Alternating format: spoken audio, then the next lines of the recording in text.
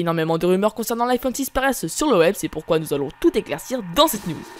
Sur le web, le bruit court comme quoi Apple ferait des changements radicaux concernant leur nouveau modèle d'iPhone, à savoir des écrans plus grands ainsi qu'un tout nouveau design, mais ce n'est pas tout, car des rumeurs encore plus fraîches viennent d'arriver en disant qu'Apple apporterait de nouvelles fonctionnalités encore jamais utilisées sur toute leur gamme d'iPhone, à savoir la NFC et le rechargement sans fil, puis une amélioration concernant la 4G car une meilleure antenne 4G serait intégrée à l'iPhone 6. Apple sera en train de développer leur propre système de paiement, donc si Apple nous annonce de la NFC d'ici peu, ne vous étonnez pas. Apple serait finalement prêt à intégrer une nouvelle technologie dans l'iPhone 6, le rechargement sans fil. Celle-ci devrait se trouver directement dans la coque de l'iPhone 6 grâce à une surface permettant la recharge par induction. Effectivement, la 4G devient une nouveauté imposée sur tous les nouveaux smartphones d'aujourd'hui et Apple l'a bien compris, c'est pour cela qu'ils auraient amélioré sa connectivité en y ajoutant une puce LTE de catégorie 6 qui permettra une vitesse de téléchargement environnant les 300 Mbps voire même les 1 Gbps.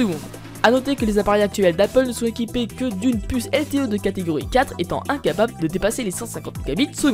Et ce n'est pas tout, juste avant la keynote d'Apple, Foxconn lâchait le morceau en témoignant l'une des plus grosses rumeurs concernant le prochain iPhone.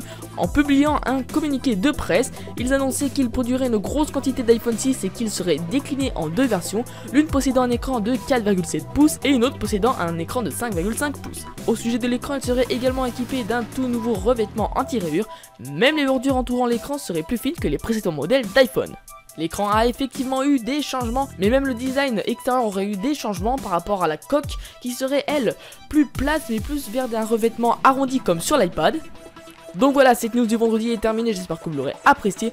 Cependant, vous pouvez toujours donner votre avis en commentaire comme d'habitude, je compte sur vous. Passez un bon week-end et à lundi pour une nouvelle news high-tech. Salut tout le monde!